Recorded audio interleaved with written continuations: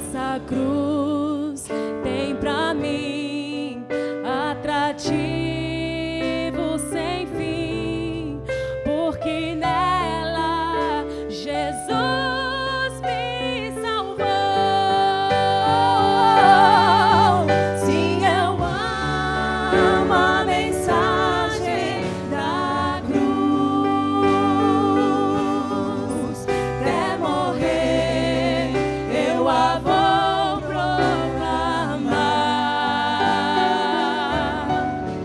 Levarei eu também minha cruz, é por uma coroa trocar. Nesta cruz padeceu e por mim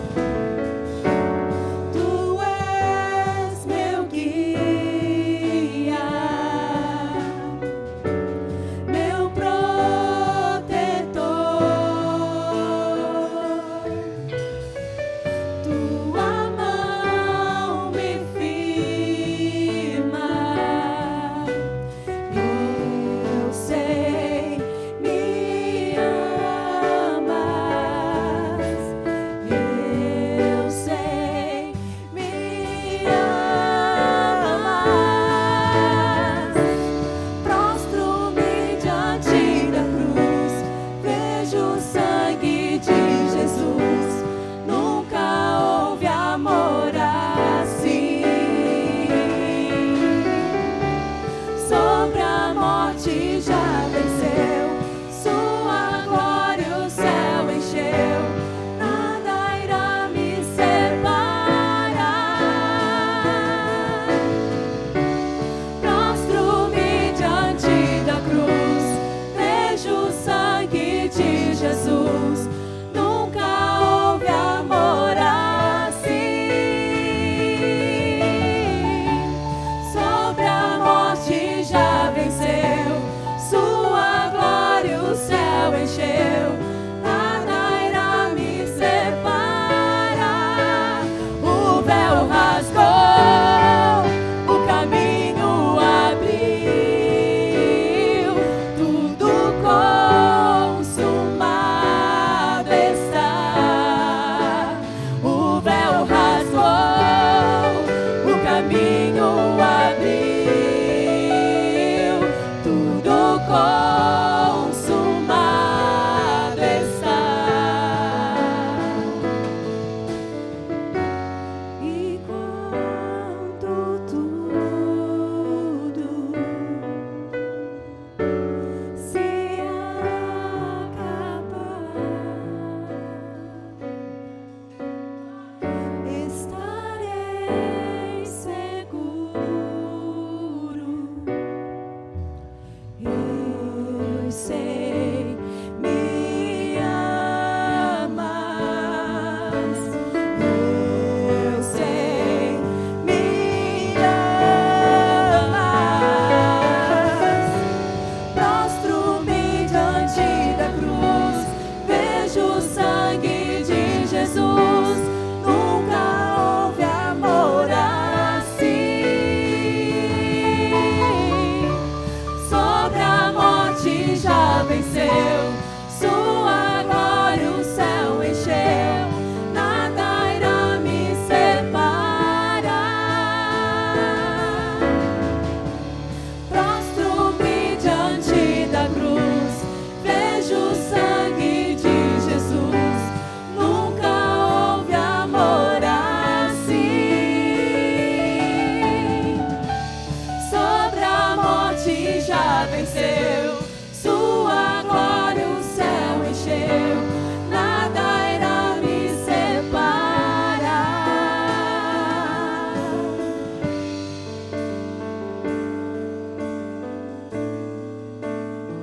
Nada irá nos separar do seu amor.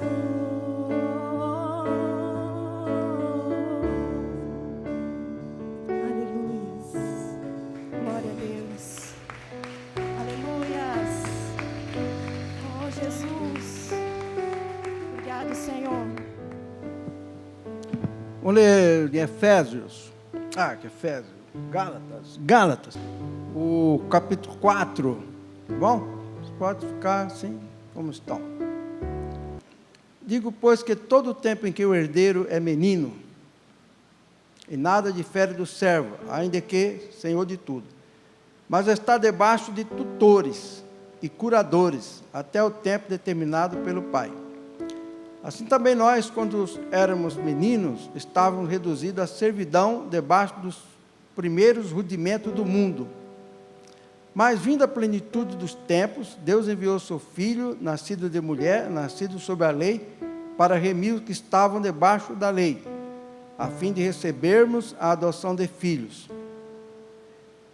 E, porque sois filhos, Deus enviou aos nossos corações o Espírito do seu Filho, que clama, Abba, Pai. Parece que esse versículo 7... já não é mais servo, mas filho. E se és filho, és também herdeiro de Deus por Cristo. Então é diferente, não é? Parece que... eu diria que a versão clássica é mais inspirativa. As palavras são... A versão linguagem de hoje é legal para a pessoa ter um entendimento racional mais direto, assim. Mas não ajuda muito. Não. Amém. Curva a cabeça. Senhor, graças te damos por esta manhã. Te louvamos pela tua presença.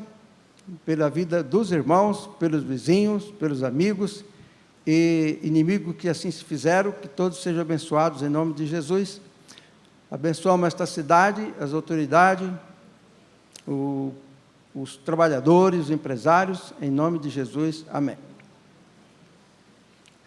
Bem, irmãos, olha, carta ao Gálatas, né? Quando a gente fala Gálatas, a gente pensa, quem são? Essa é a carta mais antiga do Novo Testamento. Provavelmente é a primeira carta que Paulo escreveu. Ele escreveu essa carta e depois as outras, talvez Romano logo em seguida. E Paulo se referiu aos Gálatas, alguns pensam que era a Galácia do Sul e não a do Norte, mas ele pregou em toda a Galácia. Ele pregou na do Sul, que é Pisídia, Icônio, Listra e Derbe. E pregou na Galácia do Norte, conforme Atos 16 e 18, ele pregou na Frígia e uma região que chamava lá de Galácia, que era, no fim, todos eram os Gálatas, estavam espalhados por ali. José se refere aos Gálatas, tanto do Sul como do Norte. Portanto, a carta de Paulo deve ser por volta do ano 43, quando ele escreveu, então, aos Gálatas, mas todos do Sul, do Norte e do Sul. Eram os Gálatas. Olha, os Gálatas, então, são apresentados no texto como uma pessoa infantilizada. Quem assistiu Rayman, do Bud Levinson, com Dustin Hoffman, né, que ele parece um autista. Então, você percebe ali, era o tipo da criança. Ele era herdeiro de uma grande fortuna, né, o Rayman, mas ele nem sabia da fortuna e tinha um tutor que cuidava dele. Um tutor que cuidava dele, dos interesses dele, até que ele tivesse condições de herdar, por algum motivo, ele pudesse tomar posse da herança do pai, que era um milionário que deixou a herança, mas ele era autista. Quer dizer, os crentes da Galácia não era propriamente um autista, mas era um infantil. Dizem que eles eram muito crédulos, muito supersticiosos, acreditavam em muitas coisas e eram facilmente ludibriados com qualquer pregador que chegasse lá, prometendo alguma coisa aí. Tem umas pessoas hoje que são craque em fazer embuste aí com Bíblia e promessas, não é? Bem, então aí está uma coisa para você pensar com um personagem que era meio autista. Então Paulo, ele apresenta a tese da carta aos Gálatas, mais ou menos em 4 pontos. Ele apresenta o problema, né? Ele apresenta a libertação aos Gálatas, ele apresenta o resgate, depois Paulo dá uma solução definitiva.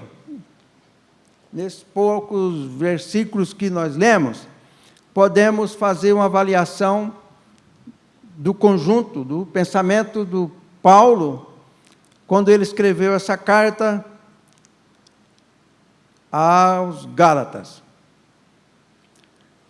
Bem, a primeira coisa que Paulo propôs foi apresentar aos Gálatas os problemas que envolviam-os até a alma. Porque, como eles eram muito crédulos e até simplórios, mas eles eram muito bravos, simplórios, eles foram levados a uma doutrina completamente diversa daquilo que foi apresentado a primeira vez pelo apóstolo Paulo, que era a salvação pela fé e pela graça. Então, ele estava numa grande dificuldade espiritual, mas eles eram crentes. Se fosse na Idade Média, eu acredito que os Gálatas seriam trucidados como foram os cátaros no sul da França, foram eliminados por ordem de um papa que tinha um nome, mas que nome que ele tinha? Inocêncio. Mas era terrível, né? Mandar matar os crentes lá. Matou católico, matou todo mundo, porque ninguém sabia quem era católico, quem era cátaro, porque a batina era da mesma cor. Então, o cavalheiro, que foi convidado a eliminar os cátaros, com a promessa de ser perdoado de todos os seus pecados. E era cada pecadão, viu? Aqueles bárbaros que comandavam as cruzadas. Então ele foi lá, e quando ele olhou assim a cidade do sul da França, ele perguntou, ele falou, mas não dá para saber quem é cátaro e quem é católico, eles têm a mesma batina, a mesma coisa. Aí o mensageiro do Papa falou com ele, ele falou, não, vamos fazer o seguinte, a gente mata todo mundo, e Deus sabe lá quem são os seus. Solução fácil, né? Matava todos, quando ele chegasse no céu, possivelmente São Pedro, não sei quem, esse é cátaro, vai para o inferno, né? O outro é católico, vai para o céu. Era essa a tese do comandante da tropa que foi lá para acabar com a heresia. Aí é mais fácil. Então, algo assim é mais fácil. Entende? Mas Paulo, ele era pacificador. Ele conhecia aquela doutrina de Cristo, ser de pacificadores. Não ia precisar matar ninguém para acabar com a heresia. Nunca precisou. E Jesus não deu essa ordem para ninguém. Entende? Muito bem. Então, Paulo, a primeira coisa que Paulo apresenta é os elementos da natureza que eles adoravam, igual a igreja de Colossos. Eles falam do stoikeion. Eram coisas elementares. Existiam as doutrinas elementares de Cristo e as coisas elementares da natureza, do cosmos. Bem, Paulo não explica o que é essas coisas elementares da natureza. Mas a história do povo celta explica, eles adoravam a natureza. A árvore, o verde, o sol, e etc. Eram bem primitivos. Mas é normal no povo primitivo. O nosso tupi-cariri, os tupã também adoravam o sol. O tupã, excelência suprema. Só que os nossos selvagens aqui são muito evoluídos. Eles achavam que o sol ou um ser superior é excelência, suprema excelência. Então, olha aqui, eram muito inteligentes. Não era o primeiro motor de Aristóteles. Aristóteles perde para os nossos índios primitivos tupi-cariri, porque a excelência suprema é melhor, mais adequado, mais inteligente do que o primeiro motor. Bom, olha aí, Paulo apresenta primeiro problemas, que eles adoravam a natureza. Eles tinham porque também, olha, para um povo primitivo, nada mais natural do que eles terem uma adoração pela natureza. Você imagina quem não tem nenhuma orientação sobre divindade, Deus, Yahvé, Jesus, nada, e então ele olha para o céu, olha para cima, a questão era as estrelas. E eles olhavam, ficavam impactados com isso, terminavam adorando e atribuindo valores às coisas físicas. Era isso que Paulo estava dizendo. O stoikeion do cosmos, os elementos da natureza, que todo o povo primitivo tinha a tendência de adorar, por isso que Paulo diz que é coisas da infância, da meninice do ser humano. Todo ser humano, bárbaro ou não, na sua infância, a tendência é adorar aquilo que vê. E a natureza é a primeira coisa que se apresenta às pessoas. Então, eles adoravam a natureza. Por que a gente vai ficar tão admirado. Afinal, era assim mesmo. Eles adoravam a natureza. E Paulo considerou isso um comportamento de menino, que não tem perspectiva além do pôr do sol, é uma coisa assim muito vaga, muito fraca. Paulo disse então que era pobre e fraca essa adoração, que era uma teologia pobre e fraca, como disse John Wesley, que para evitar as doutrinas pobres e fracas, era melhor apelar para a razão. Para evitar a doutrina pobre e fraca. Aqui eles eram fraquíssimos porque adoravam a natureza. Imagina só, né? Paulo então escreveu para os Gálatas para que eles deixassem aquele tipo de adoração que também era copiada dos frígios, que era uma doutrina também muito envolvida em festas e bebedeira e etc. Eu não sei como é que eles misturaram o evangelho incipiente que eles receberam, porque Paulo passou lá pela primeira viagem, mas pode não ser Paulo o primeiro, ter sido outros, pode ter sido Arimateia, pode ser qualquer discípulo do cenáculo que estava no Pentecostes, que viajaram por todos aqueles lados, porque ali tudo era muito perto. Então era fácil que todo aquele povo de Pentecostes foi fazer o quê? Quando voltaram para suas terras. Tinha gente de todo canto, então evangelizaram suas cidades.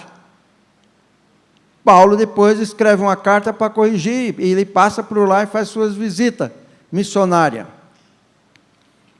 Mas os Gálatas, logo eles tiveram dificuldade na fé.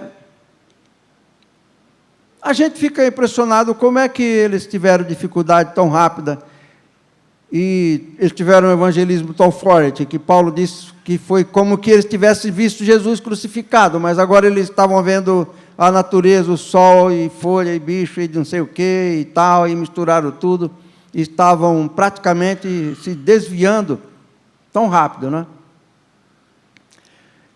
Então, eles eram escravos dos poderes celestes da natureza, talvez a astrologia, que também pode ser que eles tivessem muito contato com gregos. O grego era a cultura mais forte daquele período, até hoje. E os pré-socráticos, como Tales de Mileto, admitiam o quê?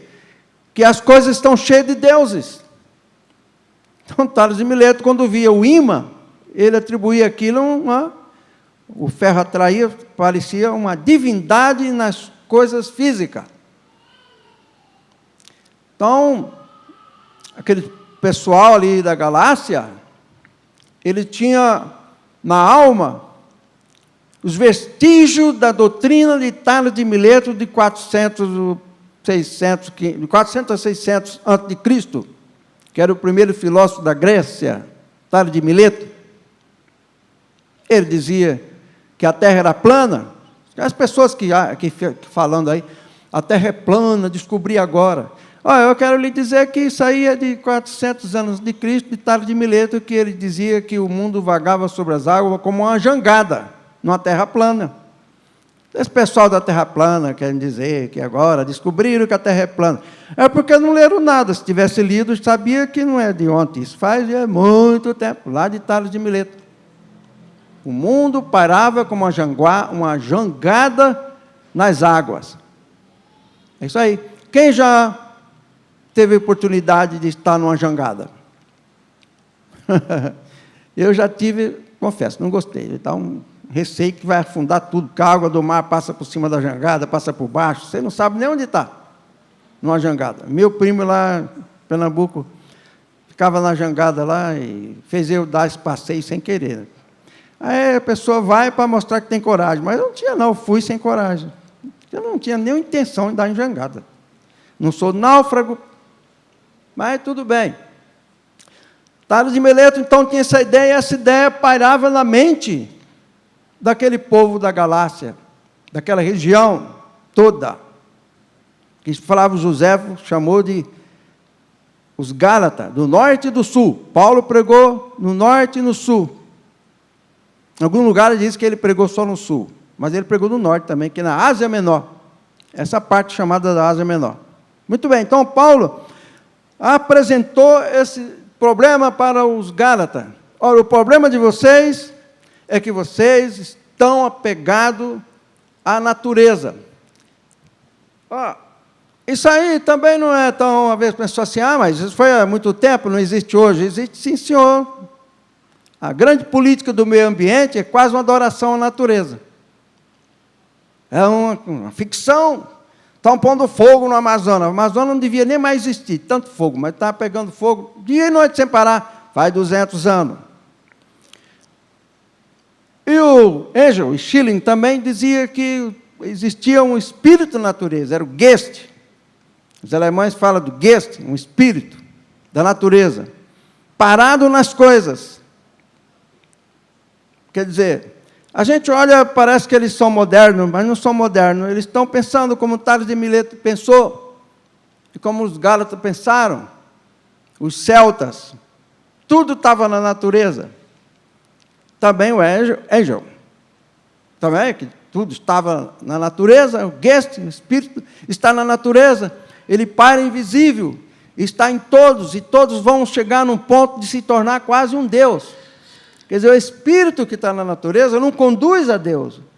Para os filósofos alemães, Schilling, Hegel, olha, Hegel está lá com Marx, né? Ele fazia o quê? Que esse Espírito da natureza, o Geist, conduz o homem a ser algo semelhante a Deus.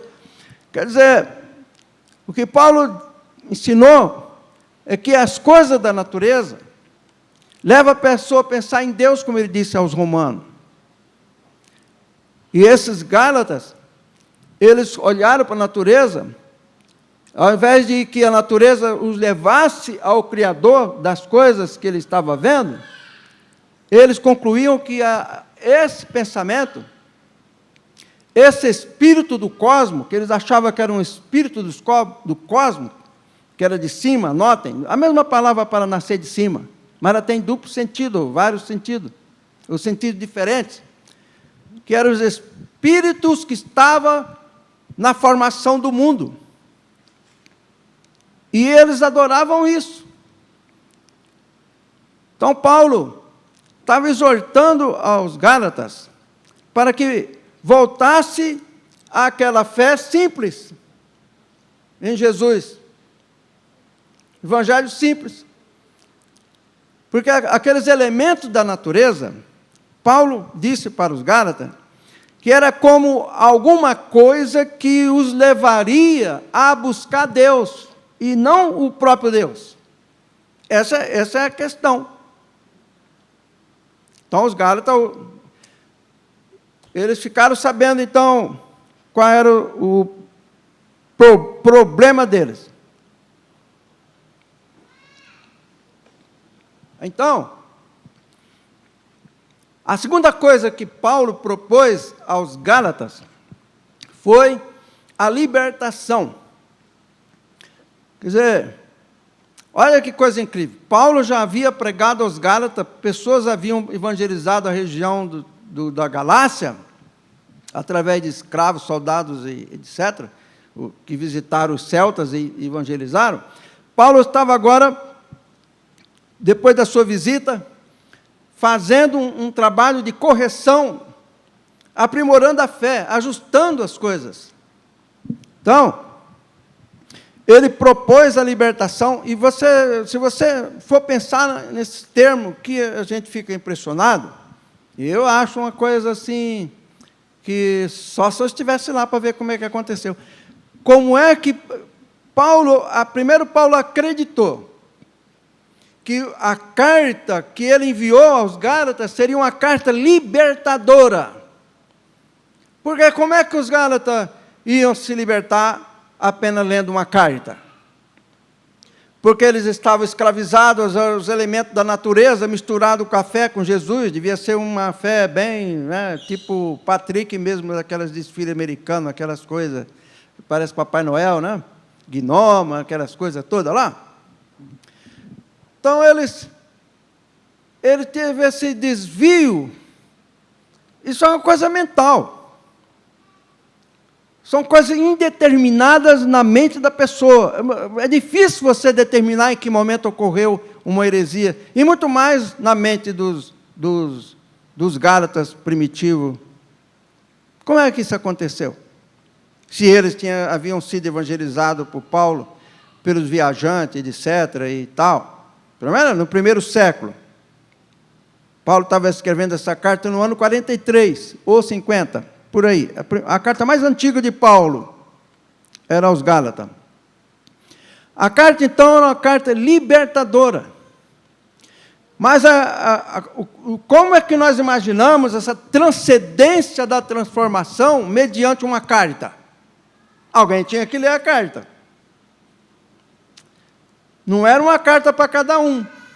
Era uma carta para um líder que estava na Galácia. Ele ia ler para um grupo. Se supõe que não seria apenas uma leitura da carta, mas um discipulado em torno da carta. Eles tinham que se sentarem em volta de alguma pedra lá, ler a carta de Paulo. Quando chegasse nesse ponto da filiação divina, dessa transformação sobrenatural, eles não seriam libertos após ler a carta. Como não seriam batizados quando ouvissem a voz de ser batizado. E só seriam batizados depois de mergulhado na água. Ou aspergido com água. Eles só poderiam ser transformados, ou libertados, libertos, à medida que eles lessem a carta, estudassem a carta, refletissem sobre a carta e tomassem uma decisão depois da leitura e da reflexão, talvez com orações, não digo jejum, mas orações, pelo menos jejum, como fossem, e que então eles clamassem a Deus para lembrar de que eles eram filhos de Deus. Paulo não está dizendo que eles iam se tornar agora, mas que eles eram. Aí você vê que, mesmo sendo eles filhos de Deus, o Iostoteu, filho de Deus, eles estavam numa condição de quem adorava os elementos da natureza. Eles não estavam na condição de quem estava nos princípios elementares da doutrina de Cristo, fé, batismo, imposição de mãos, etc. Ele estava nos elementos naturais, nos elementos, nas coisas elementares, universais, que pertencem a todo mundo, a todo ser humano. Todo ser humano tem um impacto da natureza, basta olhar para o sol. Os astecas olharam para o sol, é Deus, não dá para olhar, senão queima a retina. Depois os reis, os príncipes astecas, viu que as nuvens cobriam o sol, falaram, ele não é Deus não, deve ter outro. Mas o povo asteca, todos acreditavam que o sol era Deus, mas os príncipes astecas, não. Você vê como é que é fácil adorar a natureza. Você quer ver? A gente não adora a natureza, mas quando vai no mar, que vê aquela imensidão, você fica assim, pasmo, fala, quanta água! Alguém até fala, vixe Maria, quanta água, né? Quando é católico, né? Porque fica impressionado. E tem uns que dizem assim, o judeu dizia assim, tem um Leviatã aí dentro do fundo do mar, que de vez em quando faz assim, e fazia as ondas, né? Depois o Leviatã fugiu, sumiu. Mas veja como é fácil, a natureza impõe um impacto pela sua grandeza, imensurável. A grandeza do mundo é tão grande que Alberto Camus dizia que o homem fica abismado diante de um mundo inexplicável e a sua existência tão transitória. E não é isso mesmo?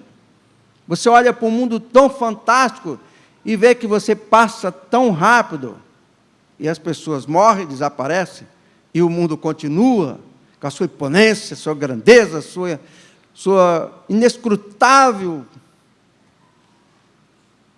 análise, ninguém consegue. Alberto Camus ficou admirado diante desse mundo. Agora, por que não, os celtas não poderiam ficar? O povo de Colossos era os elementos do cosmos. As coisas que estão na natureza, que se a pessoa olhar, refletir, ela diz, e depois, e quem fez? Aí é a hora que Carl Armstrong diz, quando termina a razão, a fé começa. É uma grande pensadora americana, ou inglesa, não sei. Quando a razão termina, Carl Armstrong diz, a fé começa. Então, quando aconteceu, então, com os Gálatas, Paulo, então, escreve a carta libertadora para os Gálatas. E Paulo faz uma reflexão interessante, que ele diz assim, olha, quando chega o pleroma do cosmos, a plenitude do mundo, do cosmos. A gente fica em dúvida, o que é que Paulo queria dizer sobre a plenitude do cosmos, né?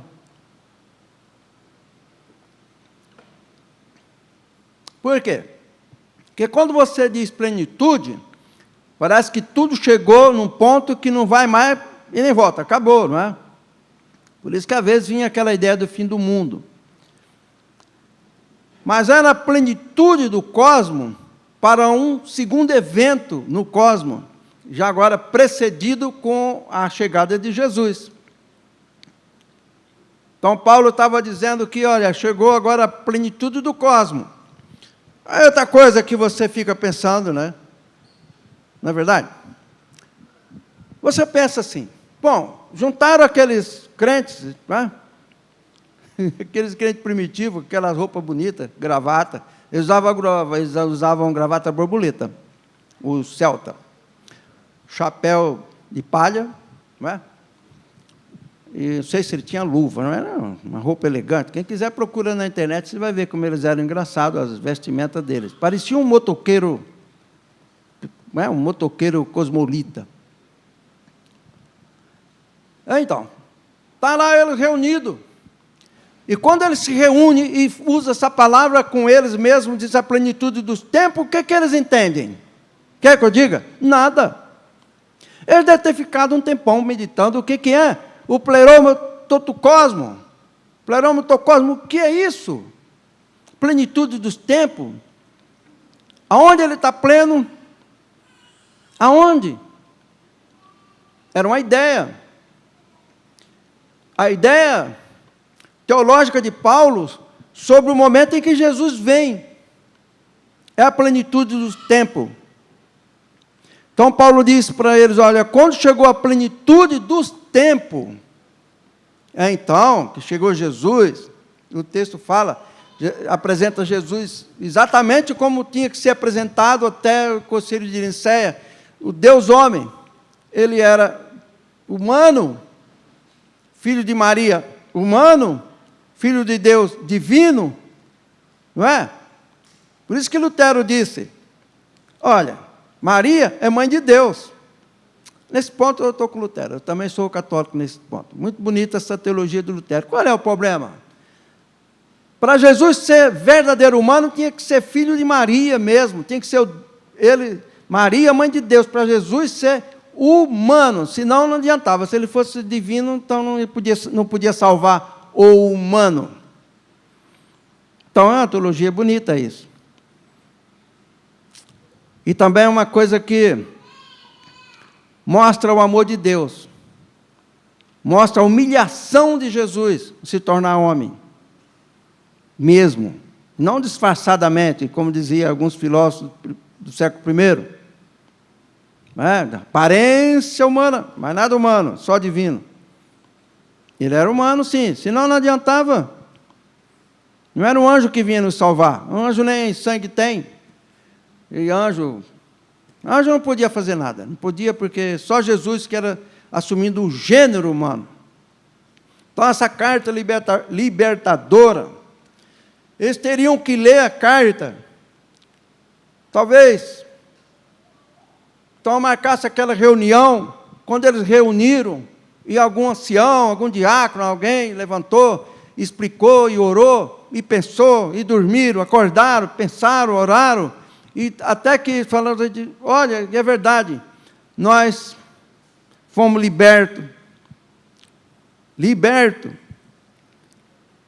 nesse momento. Então, a plenitude dos tempos é uma transcendência que acontece todo dia, toda hora, e a hora que você, talvez, buscar a Deus, orar a Deus, ler a Bíblia, ler um bom livro que fale de Deus, uma música, a plenitude do tempo ocorre.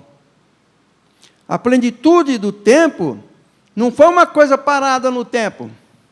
A plenitude do tempo, ela transcorre pela transcendência da vida espiritual de todas as pessoas. Todas elas podem experimentar a plenitude dos tempos, porque é uma transcendência.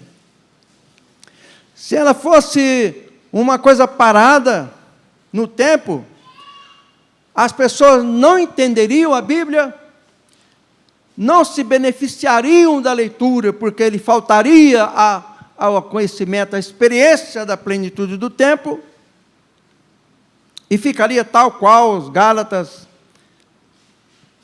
numa religião quase materialista, pouco racional e supersticiosa. Então, John Wesley, ele conhecia essa parte, claro, né? Por isso que ele fez o quadrilátero para a compreensão teológica das coisas. Tradição, escritura, tradição, experiência e razão. Bem, John Wesley tirou da igreja anglicana a tradição, a escritura e a razão. Ele tirou 3 e acrescentou a experiência, 4, fez o quadrilátero. Porque a anglicana deve ter tirado também das experiências dos Gálatas e dos cristãos primeiro que por ali habitavam. Essa, então, a libertação proposta por Paulo aos Gálatas. E quando Paulo transcreve o texto, ele usa uma preposição adversativa. Ele diz, atenção, era uma palavra simples, como mais nós, porém, olha lá, presta atenção. Bem, a terceira, então depois que Paulo apresenta o problema, Paulo propõe a libertação. Eles têm que fazer isso. A gente faz uma ideia de que quando Paulo escreve isso, então eles lêem isso, eles então lêem, estou liberto, acaba de ler lá, estou curado, acaba de ler lá, entendi tudo. Não era mágica. Eles tinham que sentar, conversar, estudar e orar para poder aprender. Tinha que fazer um discipulado. Senão não adiantava nada a carta de Paulo. Não era uma carta para a pessoa ler, e depois que todo mundo ouviu a leitura, todo mundo saiu, olha que não é verdade que eu nasci de novo? Não era não, tinha que ter uma experiência. Por isso que John Wesley acrescentou a questão da experiência.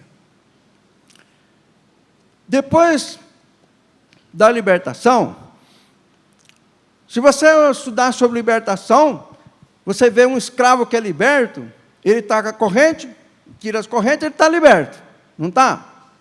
E daí?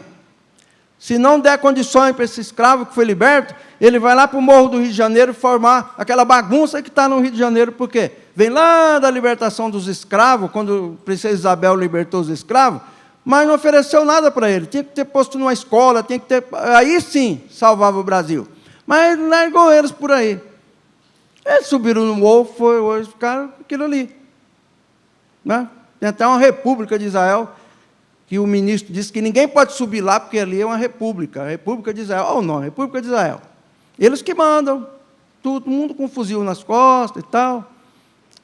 Ninguém pode entrar lá, né? Nem a polícia pode prender ninguém lá. É um estado separado do Brasil. Então, a terceira coisa que Paulo apresentou foi o resgate, que significava comprar o escravo depois de quebradas as algemas. Se você pegasse o escravo, tivesse só está livre, tchau. Mas não adiantava nada. Ele ficava lá,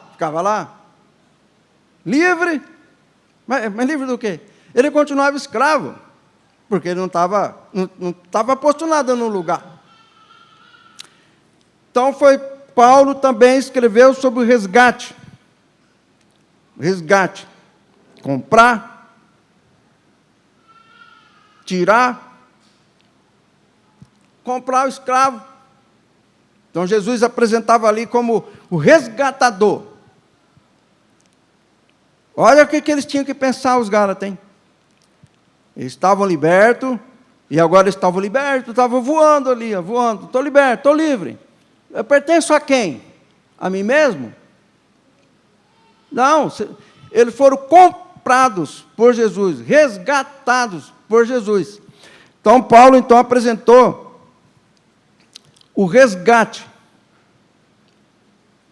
Era um resgate daquelas ideias do mundo físico, daquela adoração, não é?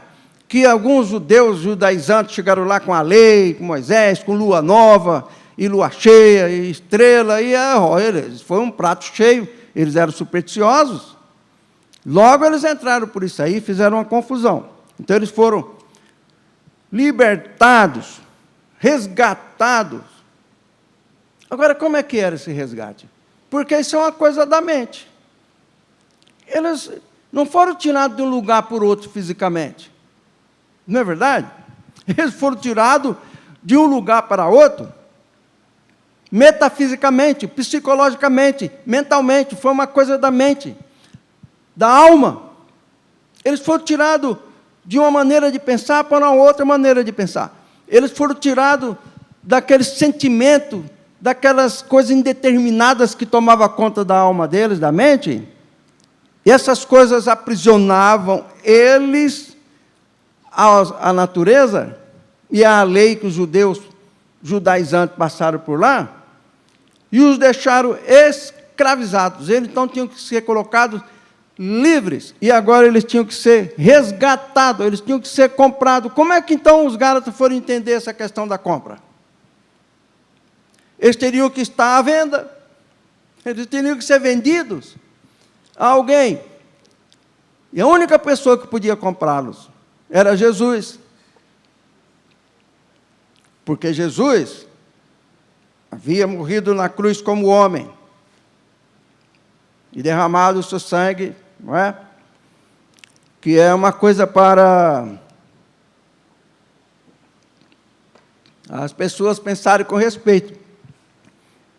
Não se pode brincar com nada de texto bíblico, evidente. Mas uma brincadeira mais absurda é ficar com essa comparação que colocam na internet do sangue de Cristo, com isso e com aquilo, com brincadeira e tal. Isso aí é pecado de ignorância. Pessoas que não lê a Bíblia, não conhecem, então fica brincando com o sangue de Cristo, com tudo, fazendo comparações assim, baixas, esquisitas, impróprias, inadequadas, que Paulo disse aqui, e que João Wesley dizia que eram interpretações pobres e fracas. Às vezes a pessoa está lá com fama na internet, mas a teologia deles é pobre e fraca. É isso aí mesmo. Pobre e fraco. Então, quer dizer, eles tinham que se vender a alguém. Mas isso é uma coisa psicológica. Eles tinham que ter na mente, meditar, como é que eu me vendo? Quem é que me compra? Jesus, então, os comprou. Ele era o resgatador. Um resgate da pessoa, daquelas ideias pobres e fracas, ligadas à adoração de coisas materiais da natureza, como Tales de Mileto sugeriu. Todas as coisas estão cheias de deuses. Então, todas as coisas podem ser adoradas. Então, as coisas são Deus. É um panteísmo. que foi produzido por Engel, que um judeu disse que Engel e o Schilling fizeram um panteísmo filosófico naquele século, do século XIX e tal. Era um panteísmo de ideias. Deus em todas as coisas. O que eles estavam dizendo? Eles estavam dizendo o que Tales de Mileto disse. Todas as coisas estão cheias de deuses. Então, Jesus era o resgatador dessas ideias. É assim até hoje. Então, Paulo, depois que apresenta o problema, a libertação e a proposta de resgate objetivo, era uma coisa séria para fazer, e os Gálatas fizeram, e isso não foi do dia para a noite, porque, imagina, sem internet, sem jornal, sem nada, um dizendo para o outro que havia um libertador, que havia uma libertação, que não era para adorar essas coisas da natureza. Isso não foi fácil. Isso não foi fácil. Por isso que Paulo disse que estava até chorando, porque pregou tanto, e Paulo dizia, será que eu estou sofrendo dores de parto de novo? Imagina que a luta de Paulo. Então, depois disso, que ele apresenta o problema, ele apresenta a libertação e o libertador, Paulo apresenta a ideia interessante, o evangelismo, talvez, o evangelismo central para o cristão. Sem essa tese, o cristão, a gente não sabe nem por que é cristão, nem para que serve, o que é afinal. Então, Paulo apresentou a tese da uiostesia. Era mais ou menos como uma tese, porque era uma proposta escrita de Paulo para os Gálatas. Ele fez uma proposta escrita da tese da adoção. Ele fez o quê? Ele estava dizendo assim, olha, eu estou mostrando para vocês como é que vão fazer essa implantação da ideia de filho, do iós, da descendência. Paulo estava propondo como se fosse uma modificação genética, no sentido espiritual, dos Gálatas, que estavam envenenados pelos elementos da natureza, físios, que era da natureza, daí que vem a física, vem dessa palavra, fúseos, físias, que era, então, as coisas físicas. Quer dizer, Paulo fez um tratado muito profundo, que talvez só ele mesmo, né? Porque qual outro que ia fazer uma carta dessa? E essa carta diz que é verdadeiramente de Paulo, sem suspeita. Tem umas lá que eles falam, será que foi Paulo? Será que não foi? Essa é paulina igual de Romanos. Não tem dúvida para ninguém, é de Paulo. Paulo, então, faz essa proposta da uiotesia. Ele faz a proposta da implantação da ideia de filho sobrenatural de Deus, descendência divina, a adoção de filho. Isso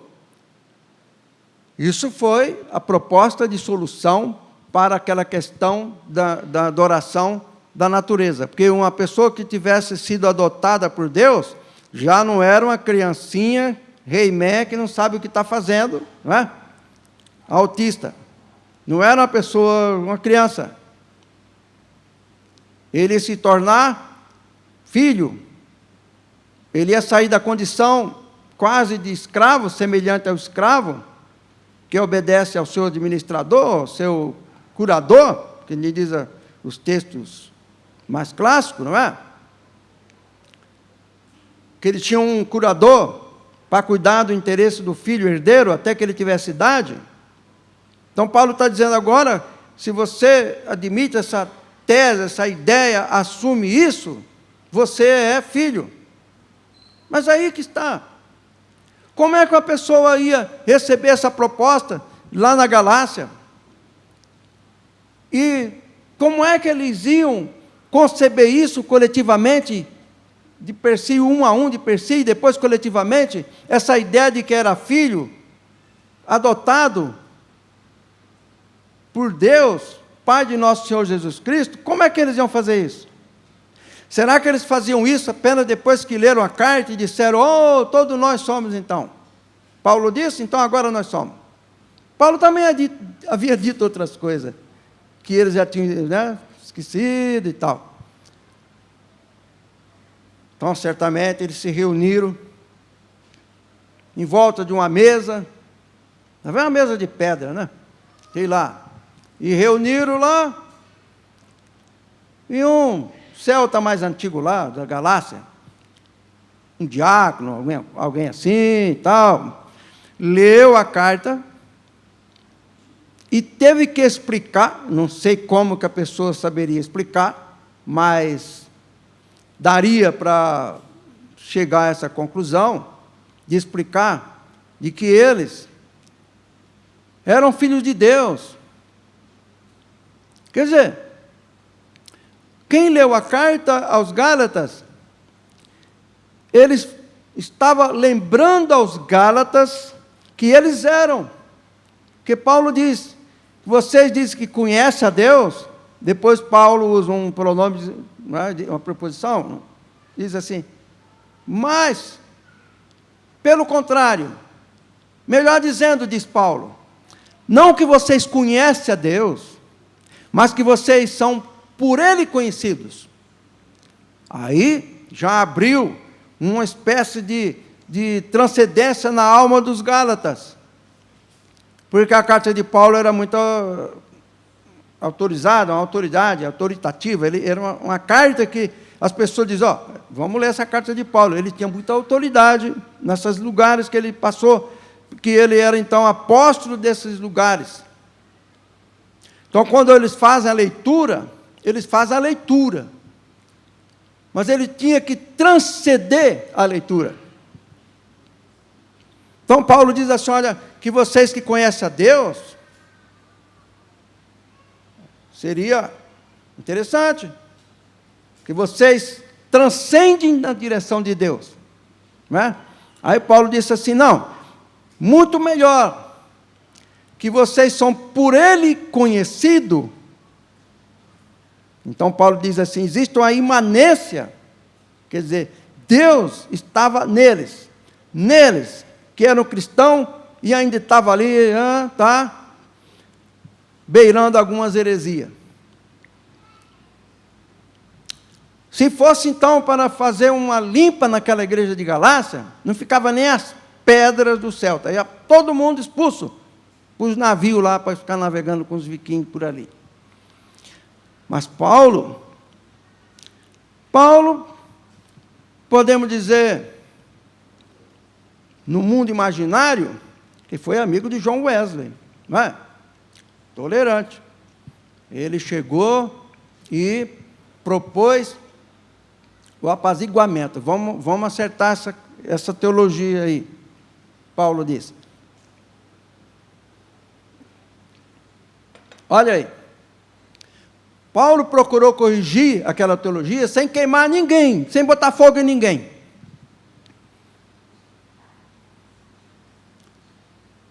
Porque quando se pretende corrigir a teologia por causa dos hereges botando fogo em seres humanos, quem faz isso deixou de ser cristão. Porque Jesus não mandou botar fogo em ninguém. Ninguém. Isso é conversa de protestante, de mente obscura, obscurantismo teológico, que se justifica queimar alguém vivo. Ah, tá bom. Quem é que mandou fazer isso? Então, Paulo não usou dessa estupidez, não é?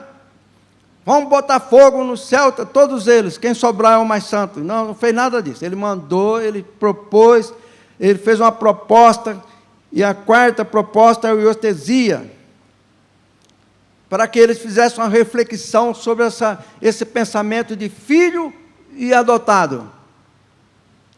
Então Paulo estava dizendo, olha, vocês vocês são filhos, vocês, antes de vocês transcenderem buscando a Deus, Deus já os conhecia. Porque Paulo pregou na região. Quer dizer, Paulo apelou para isso, ainda que ninguém houvesse pregado. A ideia de Deus está na mente de todas as pessoas, mesmo o pagão. Por isso que ele diz, não creio em Deus, né? Não creio em Deus. Porque ele tem lá um sinal. Aliás, eu vi uma conversa aí na internet que o código humano, em todo ser humano, tem um código de Deus.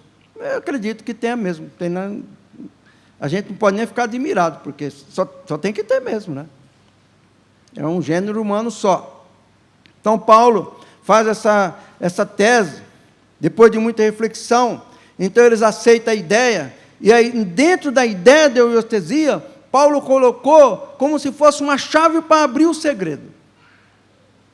Olha como é que Paulo era realmente uma pessoa, não só inteligente, não é?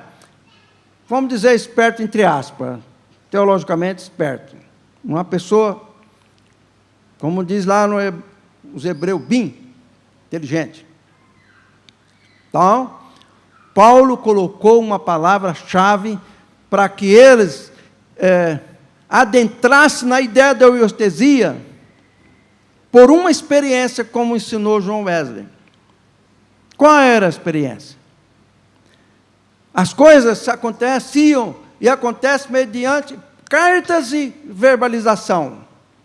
Então, Paulo disse assim, olha, o Espírito, recebereis o Espírito, já que era pneuma e euestesia, era um Espírito.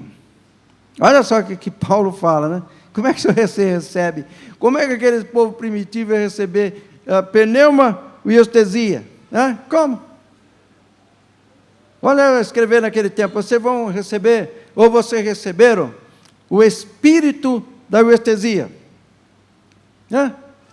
Alguém entenderia? Fala, vamos fazer fraco. Como é que eles iam entender uma linguagem dessa, irmão? Eles iam receber o Espírito da euestesia. Quer dizer, o que Paulo está mostrando agora não era uma religião natural dos elementos das coisas dos cosmos, dos espíritos que estavam na criação, que era uma ficção celta da galáxia, mas ele está dizendo que de uma revelação, não de uma coisa material. Paulo, então, separou aquelas coisas que era o stoikeion, tocosmo, das coisas dos corpos da natureza, sol, lua, e vegetação, animais, etc., para uma revelação, que era o pneuma, o estesia, o espírito da adoção, era sobrenatural, era revelação, não era mais natural. Outra coisa que a gente fica perplexo é de como é que aqueles povo bárbaro, lá na Galácia, na Ásia Menor, foram capazes de entender essa mensagem que muita gente no mundo moderno e os filósofos e tal não entenderam. Não é incrível? E, claro, como ele estava sob a autoridade de Paulo, a revelação, ela brota das páginas da carta de Paulo. E penetra no coração dos Gálatas. É aí que os Gálatas, então, compreendem aquilo que é praticamente incompreensível do pneuma euestesia. Não dá para compreender pela razão. Não é coisas da natureza. São coisas sobrenaturais. Quer dizer, além da natureza, metafísica. Da alma.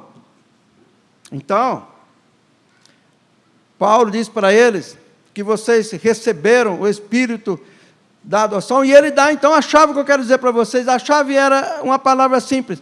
Olha, krasome, clama, Abba, ó Pater.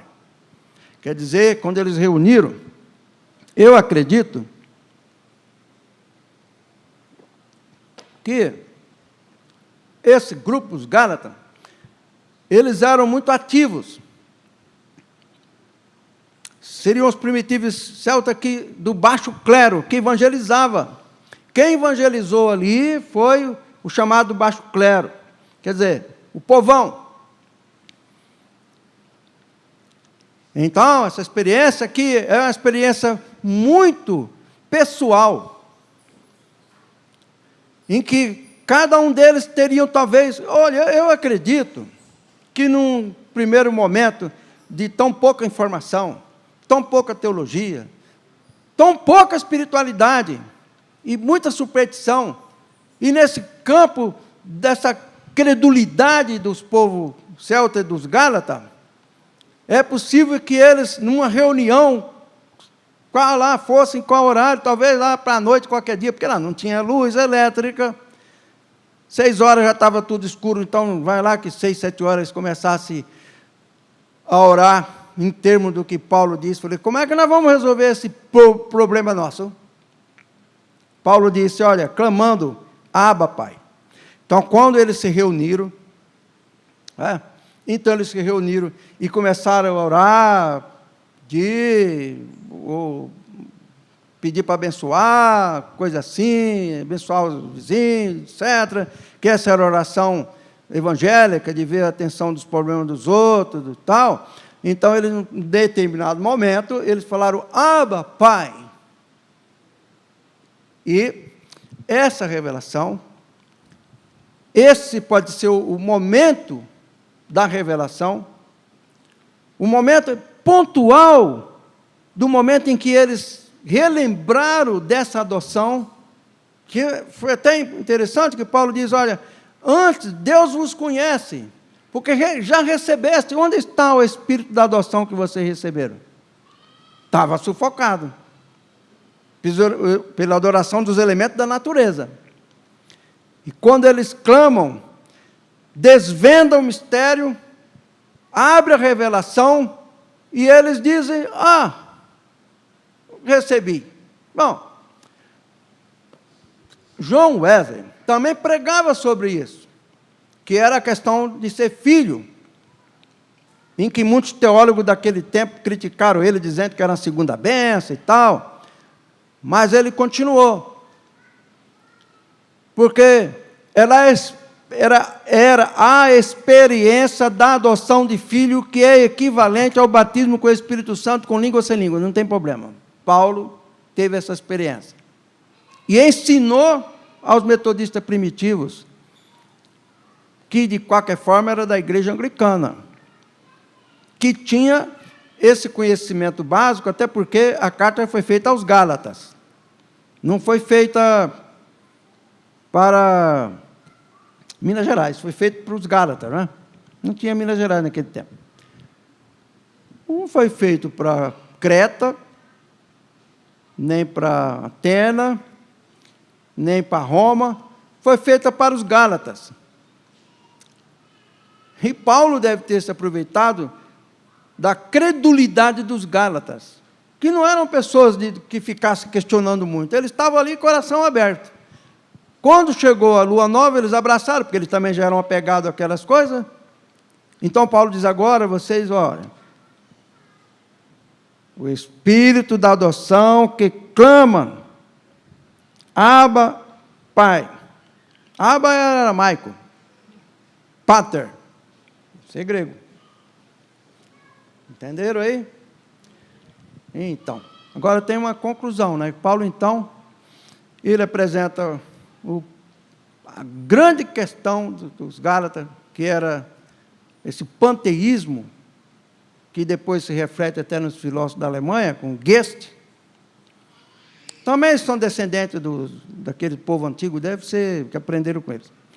Depois ele apresenta a libertação, o libertador, a solução, a substituição, né? Porque ele estava livre, a euestesia, o espírito da euestesia. E depois ele dá uma conclusão. E Paulo diz o quê? Então Paulo começa com uma palavra, com um condicional. Por quê? ele começa a dizer sua conclusão de forma condicional, porque isso ia depender da disposição dos Gálatas, do norte e sul, toda aquela região lá, de lerem, estudarem e refletir, porque não é só estudar, não, refletir, pensar, sei lá quantas vezes, a noite toda, e depois abrir a mente, e com a boca, porque é o poder, né? Com a boca confessarás, ele disse, eles clamaram, e é um clamor, sabe lá o que esses celtas fizeram, hein? Pode ser que eles gritaram lá, Abba Pai, ou então, Abba Pai, porque eles eram bem primitivos, imagina, ninguém sabe, pode ser que foi um grito alto, pode ser que foi médio, pode ser que foi baixo, mas eu sei não, teve uns lá que gritaram. Aí Paulo diz assim, se, que é duas palavrinhas gregas, um epsilon e um iota, e, se vocês então, se vocês não são mais escravos, que é o doulos, o escravo, vocês não são mais escravos, o que é uma coisa, a gente quando lê, a gente pensa assim, então quando fala, vocês não são mais escravos, oba, não são mais escravos, todo mundo, ninguém é mais escravo, até quem não leu a carta também não é mais escravo, não era assim, tinha que haver uma reflexão, tinha que haver uma leitura, então eles se reuniram, leram e disseram, vocês não são mais escravos, doulos, você, não mais escravo, mas o iós, e agora filho e herdeiro de Deus. Pronto. Com isso, Paulo disse, olha, é isso que vocês são, herdeiros de Deus. Olha assim, se você abrir um leque na palavra do clerônomos, aí você imagina onde vai parar o herdeiro de Deus, não é? Tudo aquilo que prometeu Abraão, a Deus, e aí vinha a paz, porque a pessoa teria paz, eles teriam paz, aquela paz para os gentios, que eram os Gálatas, então eles receberiam a mesma paz que foi dada ao judeu, é isso que é interessante, então eles teriam paz, agora isso, é outra coisa subjetiva. Um olhava para o outro e dizia, e a paz chegou? Às vezes, depois de uma reunião dessa, a pessoa podia dizer, olha, aquele testemunho entre irmãos, falava, você sabe que eu estou sentindo a paz? Que a paz você sente, não é? Você sente. Ela é uma coisa invisível. Ela é da mente, aquela paz que a pessoa tem paz, eles tiveram paz, então eles passaram a viver melhor, se contentar, como eu vi um filme ontem que eu vi falando, minimalismo parece, que é a pessoa viver com o mínimo, é uma teoria, então o cidadão chega na casa e diz assim, o que é que eu não preciso mais? Ele começa a separar, dá um monte de caixa de coisa que ele tem a mais em casa, ele manda entregar, vender, limpa a casa, que tinha coisa demais, que a pessoa vai comprando, porque no telefone celular, daqui quando você sair aí fora, vai aparecer uma mensagem, compre um celular novo, eu já falei, não compro, porque você vai juntando, e você fica infeliz, e quer ser feliz, compra mais um pouco, daqui a um pouco você não anda nem de casa, de tanta coisa que você comprou, de vez em quando tem que jogar um pouco fora, dar, vender, não é? Então os Gálatas receberam, eles tiveram paz, porque os Gálatas, na verdade, eles buscavam paz num monte de coisa, no cosmos, no sol, na lua, no peixe, tudo era adorado, panteísmo, e de repente, eles limparam a mente dele dessas coisas, e receberam o espírito da euestesia, pneuma euestesia, daquele que clama, então, olha, o espírito, interessante que é o Espírito que fosse de Cristo, que é o mesmo Espírito Santo, que trabalha numa oração muito íntima no fundo da alma. Era uma imanência, e ele, na hora que eles diziam, Abba, Pai, era uma transcendência, porque eles iam na direção de Deus, mediante a palavra, é tudo pela palavra. Por isso que a gente tem que tomar cuidado com as palavras, não é verdade? Quando ora e tal e tudo. Amém? Amém. Vamos abençoar. Pai, abençoamos o pão, símbolo do teu corpo, dado na cruz do Calvário. Amém. Pai, abençoamos o vinho, símbolo do teu sangue derramado na cruz do Calvário. Amém. Amém.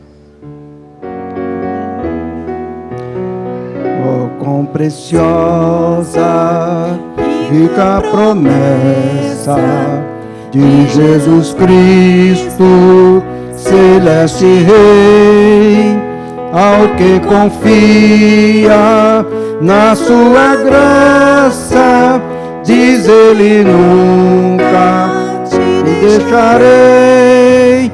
Oh, não temas, oh, não temas, pois eu consigo, sempre serei. Oh, não temas, oh, não temas, porque eu nunca te deixarei.